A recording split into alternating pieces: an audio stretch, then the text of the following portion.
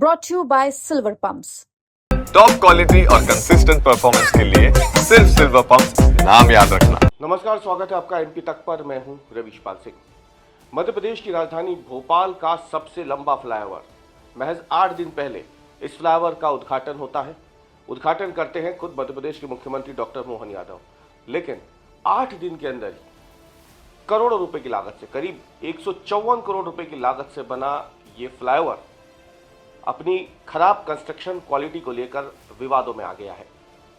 Quality इतनी खराब कि 8 दिनों के भीतर ही कई जगहों पर इस फ्लाईओवर में दरारें दिखने लगी, क्षरण दिखने लगा। क्षरण मतलब गड्ढा नहीं कहेंगे, लेकिन सड़कों की जो डामर है, सड़कों का जो कंक्रीट है, वो कई जगहों से इस तरीके से निकल गया जिसकी वजह से इस फ्लाईओवर में सरिये दिखने शुरू हो गए थे। जाहिर सी बात है, आगे चल के ये गंभीर दुर्घटना का कारण भी बन सकते थे। और जब शनिवार को पीडब्ल्यूडी की टीम इस फ्लाईओवर का निरीक्षण करती है तो उसे ये तमाम खामियां दिखती है।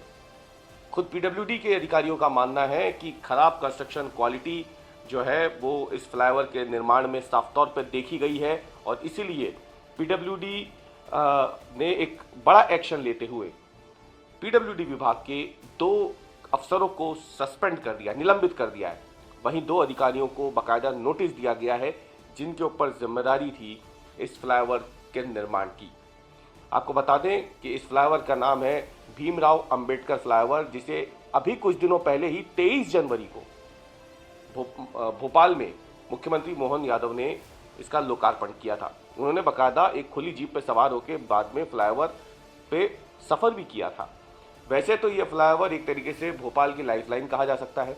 करीब 3 किलोमीटर लंबा यह फ्लाईओवर भोपाल के सबसे व्यस्त आर्थिक क्षेत्र एमपी नगर जोन 1, जोन 2 और रानी कमलापति रेलवे स्टेशन के ऊपर से होकर के गुजर रहा है।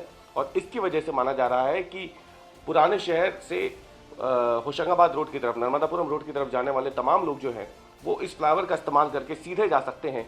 उन्हें नीचे बोर्ड ऑफिस चौराहा, प्रगति पेट्रोल पंप चौराहा या फिर रानी कमलापति स्टेशन के पास जो तिराहा है वहाँ पर ट्रैफिक लाइट में नहीं फंसना होगा। और इस जगह से आपको बता दें कि एमपी नगर जोन 1, जोन 2 का जो ट्रैफिक होता है, जो कि एक बड़ा वित्तीय इलाका है, इकोनॉमिकल इलाका माना जाता है, मध्य प्रदेश की राजधानी के सबसे व्यस्त आर्थिक क्षेत्र है।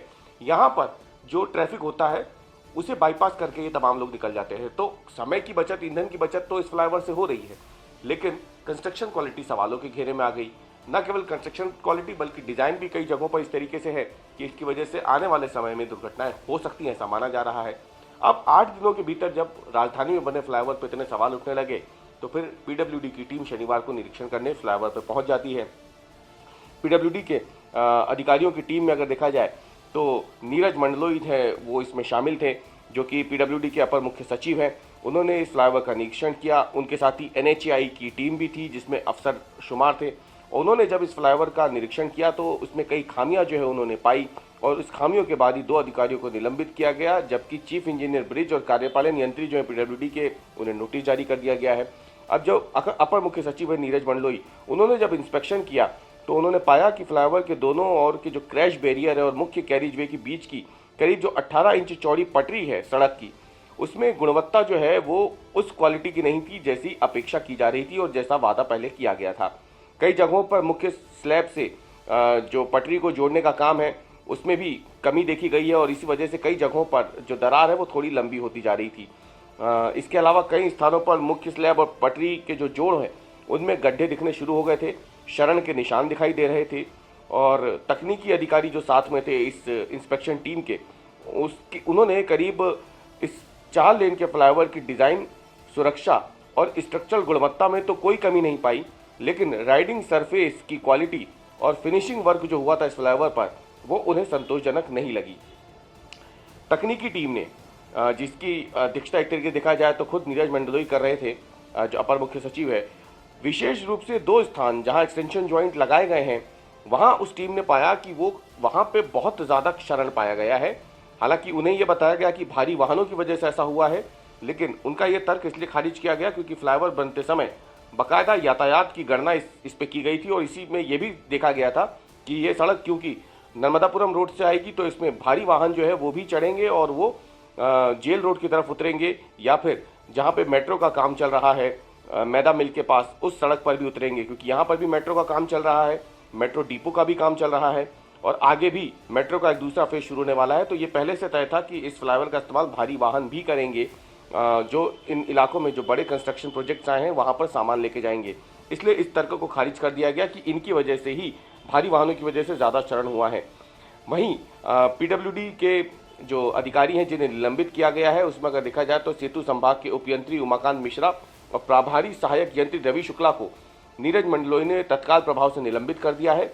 वहीं उन्होंने आदेश दिया है कि पीडब्ल्यूडी सेतु संभाग के भोपाल के कार्यपालन यंत्री जावेद शकील और चीफ इंजीनियर ब्रिज को जो है इन्हें नोटिस जारी किया जाए। आपको बता दें कि जिन दो अफसरों को, उमाकांत मिश्रा और रवि शुक्ला, जिन्हें निलंबित किया गया है, इन दोनों अधिकारियों पे ही जिम्मेदारी थी कि परियोजना के किस तरीके से इसमें परियोजना में किसी तरीके की कोई खामी ना रहे। ये फ्लाईओवर जब बने तो इसमें क्वालिटी का खास तौर से ध्यान रहे और इन्हीं के ऊपर जो है ये जिम्मेदारी थी कि फ्लाईओवर शुरू करने से पहले इसका पूरी तरीके से तकनीकी परीक्षण निरीक्षण वो कर लें। लेकिन उन्होंने अपने काम में लापरवाही बरती, जिसके बाद इन्हें निलंबित कर दिया गया है। वहीं अपर मुख्य सचिव नीरज मंडलोई जो है पीडब्ल्यूडी विभाग के, उन्होंने आदेश दिए हैं कि इस फ्लाईओवर को बनाने वाली कंपनी और कॉन्ट्रैक्टर जो अनुबंध करता है उनके खिलाफ कड़ी कार्रवाई की जाए और इसके तहत ही अब पीडब्ल्यूडी विभाग इस निर्माण कंपनी पे अनुबंध के मुताबिक, यानी जो कॉन्ट्रैक्ट है उसमें ये शर्तें तय थी, उन्हीं शर्तों के मुताबिक अब इस कंपनी पे अर्थदंड यानी जुर्माना लगाने का आदेश जो है वो जारी कर सकती है। जल्दी इसको नोटिस भी दिया जाएगा और इसके साथ ही इस कंपनी को ये भी आदेश दिया गया है कि जितनी भी खराबी अभी पाई गई है इस फ्लाईओवर के निर्माण में, उन सभी को जल्द से जल्द वो अपने खर्चे पर ही सुधारे, क्योंकि ये तमाम चीज़ें जो है ये अनुबंध की शर्तों में साफ तौर पर लिखी हुई है और उसी के मुताबिक फिलहाल इस फ्लाईओवर की मेंटेनेंस का पूरा खर्चा जो है वो इसे बनाने वाली कंपनी से ही वसूला जाएगा।